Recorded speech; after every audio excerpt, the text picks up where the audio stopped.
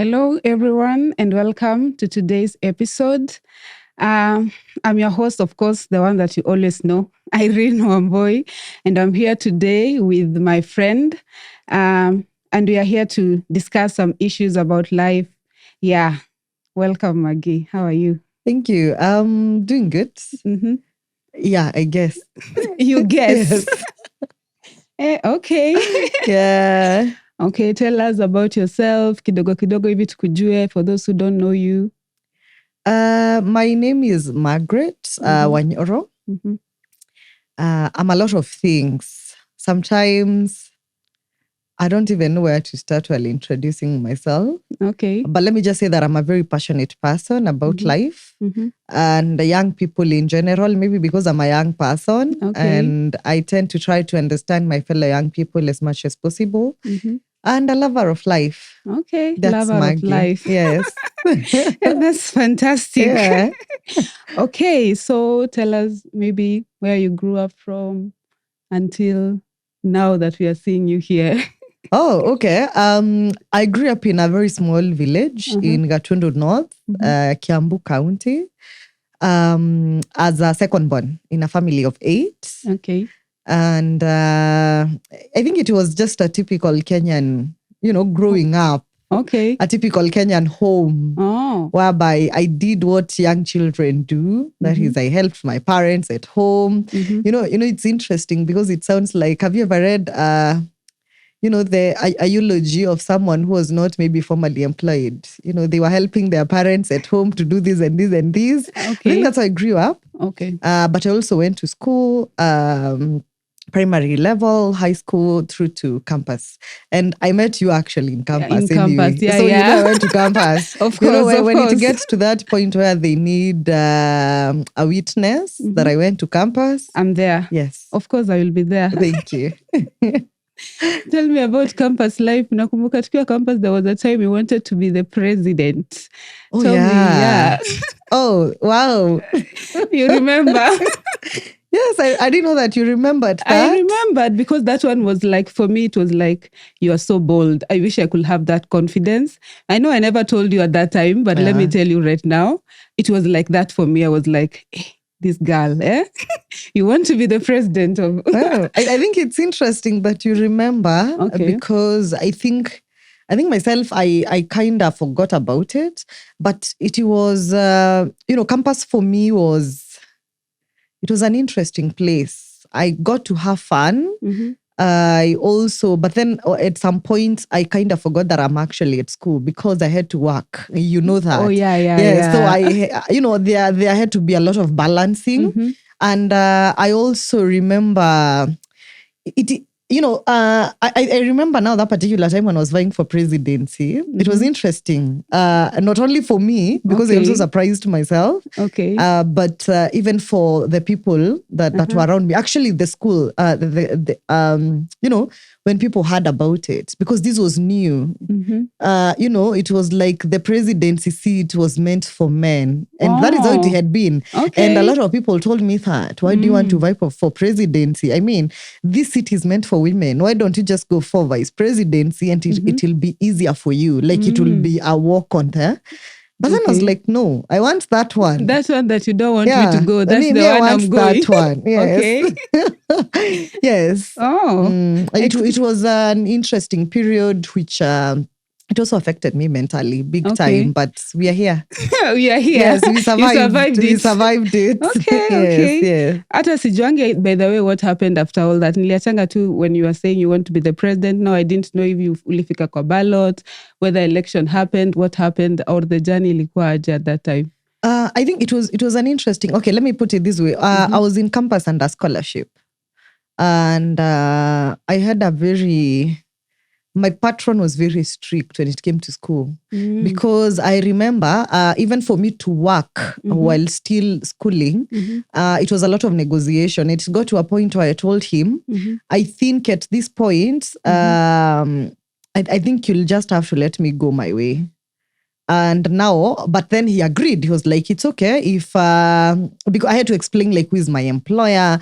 What will I be doing? How will I be able to balance school and work? Working. And that was valid, his concerns were very valid. But then it came to politics, he was like, no.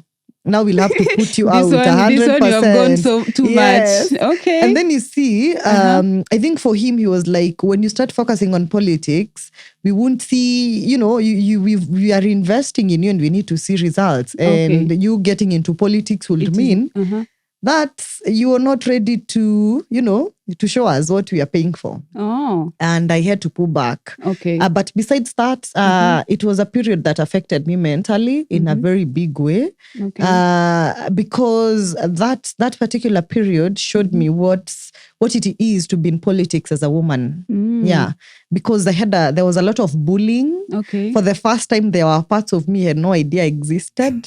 What? But I knew that in that particular time, I knew, I could, we had a fan page. Okay. And I could open that fan page and I could see the only, you see tags. I was tagged in so many, comments and everything. And it was bad. People are saying you're sleeping with who? What? You are a school project. You've slept with the chairman.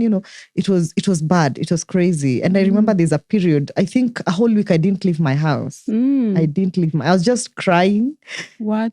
But it's interesting that I still wanted it regardless. It's just that circumstances zilikata, but yes, you still wanted it. I still wanted it. That means if you are given a chance right now, not school politics, like politics is Kenya, you can venture into it. Like not actually given a chance. I want to do that. You want to do that? I think when it comes to leadership and politics, you don't want to be given a chance. You take it. You have to take it. And I hope more women realize that. Okay. Because I think as women, we are getting to a place where we want to make it look like, we want to be given, shikai. Niyako chukua. No, I think that is not real power. That's not real power.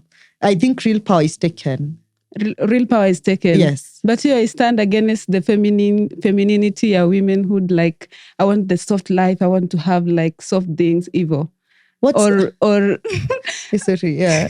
Ama unaona balance ni wapi. That one for grabbing, you have to grab it. Na bado you maintain your like, I'm the girl, I think, that's an interesting narrative that's been going around. And I think to some extent it's so misleading. It's misleading. I feel it is misleading, especially when it is out here to tell young girls to just sit back in their softness, and don't be aggressive, someone will come take care of you, someone will hand these things over to you. I think that's not how it works. It's not how it works. It's not how it works. And I also think it invalidates the efforts of so many women that came before us. Women that fought for us to be where we are, for us to enjoy being on this mic. Oh. Literally. Let's say 50 years ago, we couldn't have such privileges. Yes, like just sitting here and airing our opinion as women. And I think the kind of femininity narrative that is going around right now, it is trying to take us back there. I mean, women where you don't do anything. Yes, you don't do anything. You just sit there. Oh. And in a time where we are having so many global leaders emerging, so many women emerging as global leaders, we can't afford to embrace that. We cannot. No, we can't. What I think is just be a woman. Just be but now the conversation there is inakwanga a little bit confusing, because when you say just being a woman, people think being a woman is just being that soft side of yours. You understand? So the confusion inakujanga now, you have also to have the other aspects and zinakwanga associated with the masculine energy. Now let me put it this way. Be an adult woman. Better. Be an adult woman. Because just become an adult. Exactly. Do what adults do. Adults lead. Adults take initiative, Yeah. Adults make decisions. Adults reflect. Adults make mistakes and they learn from them. Because I feel like the kind of femininity we are talking about, and we are talking of women as toddlers, I don't know. Yeah. Someone who is helpless. Yes. Yeah. As women, we have the soft skills of, there's the soft side of women, of being a woman. Of nurturing. Yes, nurturing, caring, empathetic, all those things. And maybe what we need to do, we don't need to look at those aspects as things that should make us just sit back and watch life. Maybe we just need to maximize, we just need to do life and maximize on those very soft skills that we have. Like what, as a nurturing woman, how can that make you a good leader? Maybe that explains why women make good managers. They make good managers. Yes. Okay. Interesting. That one I didn't know that. But women they make good managers. Yes. Okay. So I have a question for you. Yep. If school was to give out grades for survival skills. If school was to give out grades for survival skills, which subject do you think you'll ace on it of surviving? Interesting. And my answer will also be quite biased because that will be. Can they be two? Yeah, they can. I think I can take mathematics and geography. Yes. Tell me why. I think geography is so practical. Practical in terms of? Like it's there. It's something you can see everywhere. And I also think geography is nature, and nature has every solution that I need to survive. So that is it. Okay. The other, maybe the reasons why I will give mathematics will be it's mind engaging. And sometimes for you to survive, you need to engage your mind in a lot of ways. Your brain has to be active. It has to be active. And is it also interesting that I used to sleep during exams, but the only time I never slept was during a mathematics exam. Really? Yes. I never slept. Love math? Because it was interesting for you? I think, let me say interesting, because I ended up loving maths in my last year of school. And right now I love mathematics. I think if I'll go back to high school, I would focus so much on mathematics because I find it's a really interesting subject. It's really interesting because you have to find solutions. Like it's all about finding solutions. Whether complicated, whether easy, it's all about finding solutions. You have to find a solution. Yes. And sometimes I think for us to survive in this world, we need to be out. We just need to look for solutions for the problems we are encountering. And sometimes even for other people's problems. Yeah. So yeah, mathematics, geography. And which one will you not choose now in the other side, in the flip side? History. Why? Let me say, I think history is just a big lie, especially the history we learned as Africans. I don't think that is the kind of history we are supposed to learn. When I look at it right now as a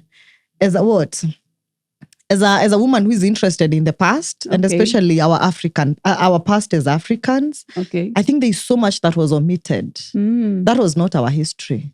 It was someone else's history. That was someone else's history. And I think that's a big injustice to even think that is still the kind of history that is in the Kenyan curriculum, even as we speak.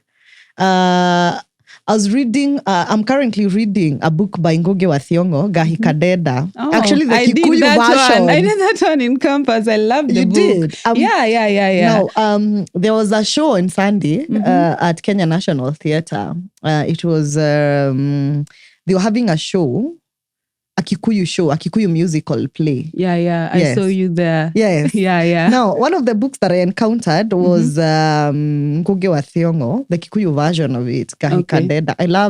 I love culture. Okay. Not just my culture, but I love experiencing different cultures. And when I look at it, it hits me that we never learned this in school, and yet it's history, which means most of us don't have an identity. Okay. We identify with other people's culture. And yet when you go to those countries, those people have no idea of that how we live as Africans. Okay. They don't even know that we exist. That's why they think that Africa is one country, just one single country, Yeah. It makes zero. So history will be it. History will be it. Yeah. Will you improve? Okay. Of course, now that you have said that there are things that need to change about history, what is that one thing for you that you want every student to learn about our history or our culture? I think I would love every student to learn about their culture. Their culture. Okay. in their culture in such a, for example, I am a Kikuyu. I want to learn everything about my culture. I want Maasais to learn everything about their culture. And when I say this, it's not about tribalism or anything. Okay. It's just about knowing where you come from, having a sense of belonging and identifying with something. And I think as a country where our first language is our mother tongue, I think we need to know everything about our mother tongue. And then everything else is secondary. Really? Yes. In fact, I hold a very different opinion from you. Okay. What do you think? I don't know how you think about it. For me, I think that I don't see the value of maybe me knowing Kikuyu culture right now for me. Yeah. For me, I think the most important thing for us is Kenyans, we know about things that are going to help us as Kenyans become economically empowered. So say, if I invest my energy learning about Kikuyu or anything, I don't see how it will add any value to me. About finding identity for me, how I see it, nonanga it is like everybody goes through an identity crisis, whether umetoka from a very grounded culture or just this culture that we have. Kila mtu anaendanga through that identity crisis, but it comes a point in life, past adulthood, maybe past your 25 kwenda and above, you start finding ground that this is who I am, this is how I'll identify, this is what is good for me, this is not what is good for me, like that. Unaanza tena kudisassociate na vitu zenye umekuwa trained, conditioned to be. So that's how I usually think, by the way. Interesting. Okay. Interesting. I don't know if I'm just like... No, it's okay. Yeah, I think it's okay. I think two things can be true at once. Two things can be true at once. Yes. Okay. Okay. Do you ever think that you will make it in life, or do you feel sometimes this hopelessness that maybe my effort, kuna place sitafika, kuna ile ba, like the way they say in Africa, kuna venye, like we are in that world, so we are already disadvantaged. So kuna ile ba tunaonanga, even if I want to live that lifestyle, I'll have to work like hell to get there. Do you ever feel like nitafika huko ama sitafika? Now, here's the thing. I have my moments. Okay. But even in those moments, I'm too overly ambitious, probably. Okay. And I'm saying this because I look at my life and where I've come from and the dreams I've held and the ambitions I've had. And I'm like, maybe there's a period I thought I wouldn't get here, but I am here. Oh. But now looking at where I am right now and the steps I've managed to make and the goals I've managed to achieve, okay, I believe everything is achievable on my end. When I look at my dreams, they are big, they are scary, but I know I'll get there. I know I'll get there. I might fall. Oh my, yeah, I might fall. Oh my God. That's when you're ready for, yes, but But it's okay. Yeah. I think that's the interesting part about life. And I also think hope keeps us moving. I think without the day I felt hopeless was a bad day for me. It was a bad, the days we say this is a bad day in office. Yeah. It was a bad day for me because you start to question your own existence. But when I think about it, right now, and I'm looking at it from the point I'm standing at right now, and having learned from everything I've been doing in the previous years, all the failures, all the achievements, when I look at them, I think they led me here. They led me to the dreams I've always held, some of which I had even forgotten. Okay. So right now, as I dream, I know that the life, the choices, the failures that I'm having right now, they'll get me to the place I want to be. Okay. Yes. So it doesn't matter. And sometimes I tend to think, we are a third world country and continent, but we've also had some great people emerging from this very continent. It's true, we don't have a strong head start. When we can talk of issues of black tax, the historical injustices and everything. But I think every person has had almost, let me not say every, but almost every person in this world has had that. Yes. So maybe we can choose to step on those very, those injustices, those the fact that it's a third world country. You know, there's something I've been following. I'm digressing. Okay. I've been looking at so many people. Mm-hmm. There's a TikTok guy I follow. His name is Tony. Mm-hmm. He travels across the world talking about AI. Okay. So he's a tech guy. Okay. And there's something he said, I think last week. He said that every person has a plan for Africa. But it's just Africans who have no plan for Africa. Okay, that's and that was interesting. Okay. Yes. And it hits me that we have a lot of opportunities as Africans. We have a lot of them.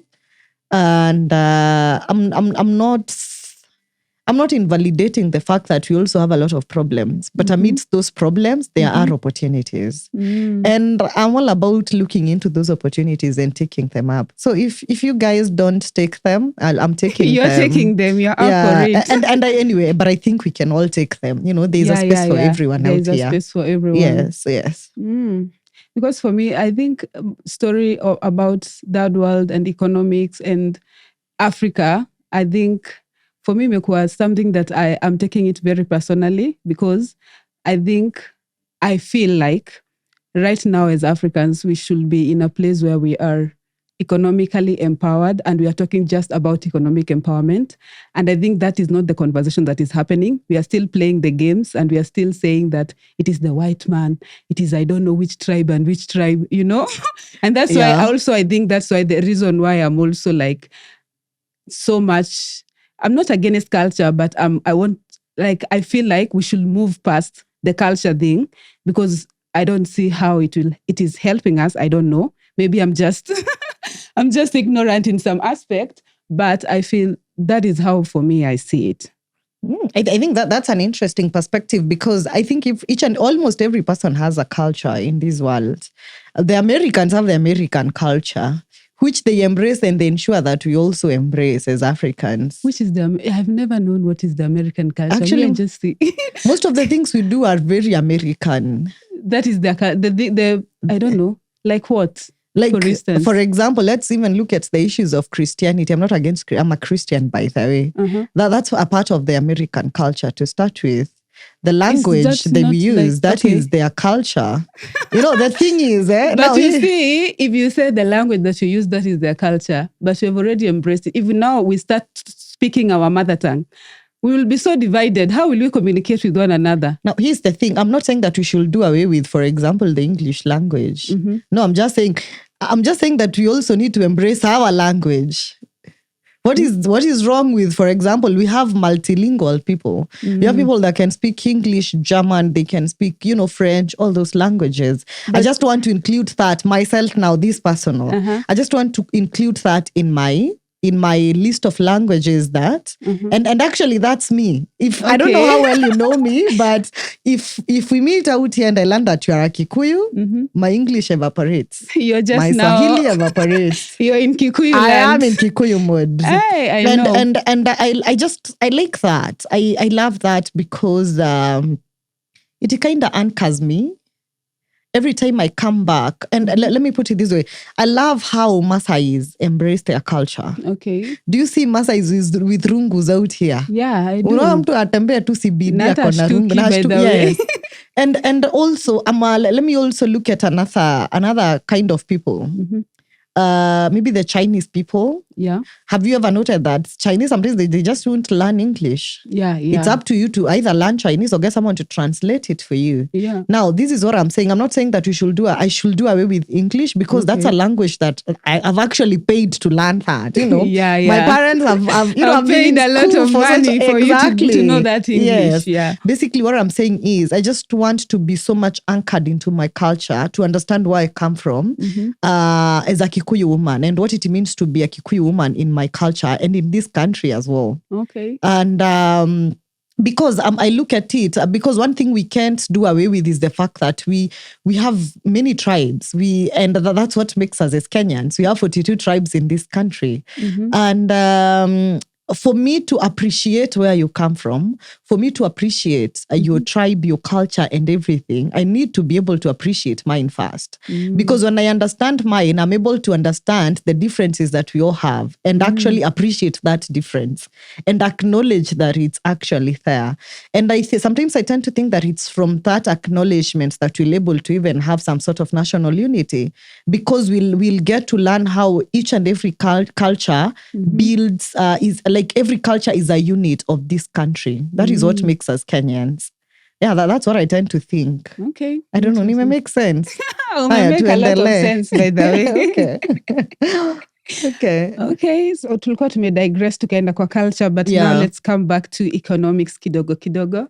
There was this narrative that was going wakati wa campaign about dynasties and hustlers, and then now we are here and we don't know what is going on. What do you think about it? Do you think, like, for example, at a personal level, do you think that you are born on the wrong side of the world? Where?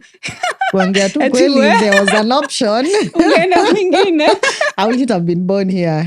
If I had an option, if I were to choose, honestly, okay, acha hata niketi vizuri. If I were to choose where to be born, one thing I know, I wouldn't have been born in my family. Okay. Of course, that would mean that I will be a very different person, because, where we come from shapes the people we end up becoming sometimes. Yeah. But no. I think I've seen people with a lot of privileges in this life. People that don't even know what suffering is, people that don't spend time in therapy, saying what poverty did to them. Okay. Yes. I think I would want to experience that. That kind of life. Yes. I'd love to know what life looks like without poverty, without trauma, without violence. I would love to know that. Yeah. Do you think that you have the opportunity to create that for someone, maybe your child, or maybe... I want that for my generation. You want that? If I ever choose to have children, that's what I want for my children. I don't want my children to sit in therapy and say my mother, It is because of my mom. It is because I love of her, lakini. Nampenda. Lakini design zile vitu alinifanyia. Venye alikuwa ananichapa. And do you know sometimes, let me put, I was reading this particular time on Facebook, there was a narrative that was going around.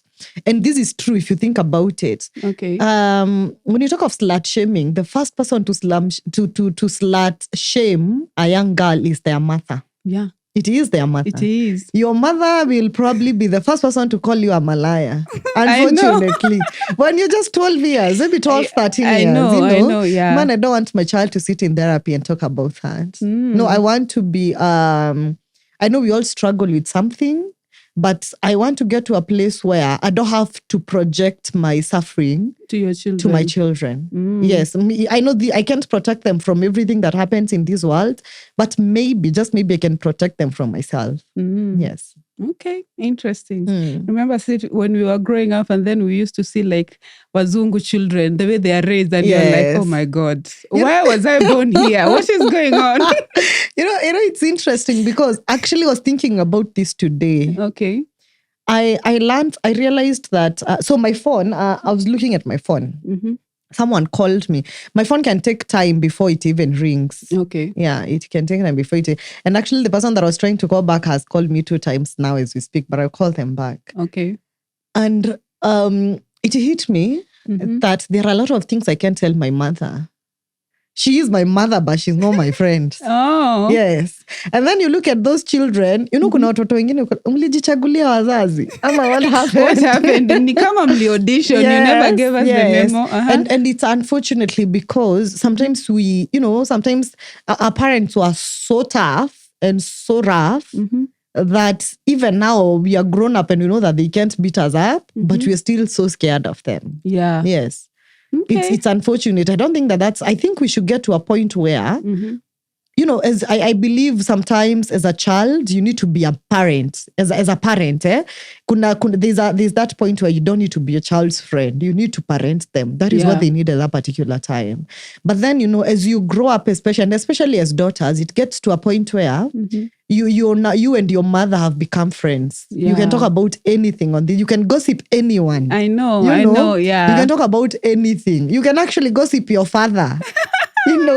Interesting, your father. Yes. Okay. But sometimes you're just too scared, Yeah. And sometimes you learn it. If you're the kind of person mwenye maybe ukiwa nyumbani ulikuwa umelala tu kwa kiti at your age, and then you hear your mother is coming and you just wake up unaanza kutafutililia kazi, you need to heal. You need to heal very fast. Yes. Okay. Another question. You said you're a Christian. Tell me about your Christian journey. What do you, religion in fact, just tell me about your religion. Like, what do you think about religion? Because there is this thing that was happening very recently, wakati wa maandamano, and everybody was like, these churches, they're the ones who confused us. I don't know what. What do you think? What do you think is the role of religion to maybe a culture, generation, maybe you as a person? What do you think? Honestly, I don't have much to say about religion because number one, I rarely go to church. For example, I only go to church when I'm at my mother's house. Okay. And I only went, I think last Sunday, not this Sunday, the other Sunday. Okay. Yes. And before then, it's been a long time. It's been a minute. And I'm a Catholic. Okay. And I'm practicing Catholic for that matter. But I used to be a church person for a long time. And I respect the church to start with. Let me say, I respect my church to start with. You respect your church. Yes, the Catholic church. Thank you for the clarification. Yes, I needed to clarify that. Okay. But I feel that the church, I don't know, I think, I don't know whether it's because I'm so biased. Okay. But I am biased. I am biased. It's okay to be biased. Yes. Just be biased. But I find the church supporting so many wrongs in this country. The church, unfortunately, so many churches have been supporting violence, for example, violence against women. And the first person to tell you to stay in an abusive marriage will be your pastor. Okay. Yes. The first person to shut you down when you say you were raped or your child was defiled will be your pastor. Okay. Yes. I remember there's someone I told that I had been assaulted as a child, and they told me, you need to get over it. And that was a senior church leader. Okay. Yes. It is the church that will be the first one to betray Gen Zs. To betray Gen Zs. It is the church that will be the first one to take pesa ya campaign na iwambie chagueni nani because but they know he's a bad person. But because they have the money, it's like... Yes. It's so easy to buy the church, Yani. It's so easy to buy the church. And especially these two churches that are just coming up. It's so easy to buy them. And let me just say the truth, the church has unfortunately become a business. I also believe that the church can be an anchor to a community. People find hope in the church. I remember a time when I was so low, and the one place that I found some sort of peace was the church. I just went to church, knelt, cried, and I felt better. So, but I feel the church is not that anymore. No, it's just a commercial business. Sahi tumeenda overboard kidogo. Kuna venye tunachoma. We need to come back. We need, and as Christians, we need to. I think that's not how Christ. If Christ came back, he will just tell us to change that name. He will maybe call yourselves something else, something Ians, but not Christians. Yeah, something Ians. Yeah. Okay, for me, religion. I've like kama nilikuwa naenda church pia mimi nikiwa home. I think when you become like, you start living your own life, you start becoming an adult, you start now like wanting to realize these things for yourself. Utaki kuambiwa that you should go to church because it is a good thing. Yes. You want to know it for yourself. And I think it also gets to a point where you learn, maybe it is a good thing, but it might not be the good thing for me. Yeah, maybe it's a good thing to other people, but for it's me, not for me. Yes. And when you're being true and authentic with yourself, sometimes unajipatanga you've stepped back, and I think it's a good thing to step back. Yeah, to step back from everything that we've been taught, and then start finding your own truth. Yeah. That's very interesting. Okay, if you were to ban one thing in Africa forever, what will that be? Ban? Yeah. Useme, this one will never happen in Africa again. Wow. Ama in Kenya, let's not think that broad. Wife battery. Wife battery. Yes. By the way, let me tell you, unajua juzi I was just walking around nikienda home and then I met someone and they were telling me that ati unaogopa kuniongelesha ama utapigwa na bwana. I was like, what? Exactly. Is that very normal that unaniuliza kitu kaa hiyo? It's so normalized, and I think that is one of the most traumatizing things that so many people are healing from. We had a generation of men that, especially our fathers, we had a generation of men that new leadership involves beating up their wives. And the unfortunate thing is that trickled down to the children. It affected children in a lot of ways. Okay. Sometimes if you meet, so many people you meet out here healing from trauma, some wengine hata wajui they have traumas to heal. Ukimuuliza tu, mi design mamangu alikuwa natandikwa. You're like, okay. I think that even explains who we are as a country. It explains why, Kenya tunakuanga survival mode. Every time. We are always on survival mode. Yeah. Ndio maana nasemanga mtazoea tu. Ama tutazoea tu. You know that kuzoea thing, if you look at it deeply, sometimes we say it as, it sounds funny. But when you look at it or when you sit down and think about it, it just shows the traumas that we hold, the suffering. We've been so much normal. We like suffering has become a normal part of ourselves. Violence has become a very normal part of ourselves that we just don't care. Ni sawa. Ni sawa. Imekuwa tu normal. Venye iko tu. Venye iko tu ni sawa. Okay. Yes. Okay, as we are wrapping up, now tell me, what is that one song right now that you are listening to that is like motivating you, inakupatia energy, inakuweka kwa vibes? Ni gani hiyo? Wow. That's it. Oh, no. That will be Wildflower by Dolly Parton. Okay. Dolly Parton sings that song. It's a very beautiful song, Wildflower. And she says that a wildflower doesn't care. It just grows. Yes. Okay. A wildflower, it will survive. It will survive wherever you place it. Wherever you put it, it will survive. Okay. Yes. And I think it's also because in this season, I think I'm reflecting on a lot from where I've come from, where I am at, and where I want to be at. And I'm realizing the only way to get there is to be a wildflower. Just move. It doesn't matter where you go. Just don't care. You will bloom. You will grow wherever you go. That's interesting. Yes. Brings us to the end of the session. I know kamekuwa ka short, but it was very interesting. I'm so happy that you have shown up today. I'm so happy for the love, for the support. Thank you so much. Karibu sana. Thank you for hosting me. Mwisho before we... Mnataka kuambiwa nini? Ama imeisha. It is over. I think what I will say is be a wildflower. Be a wildflower. Yes. Okay, everyone. Bye. See you next time. And remember to be a wildflower.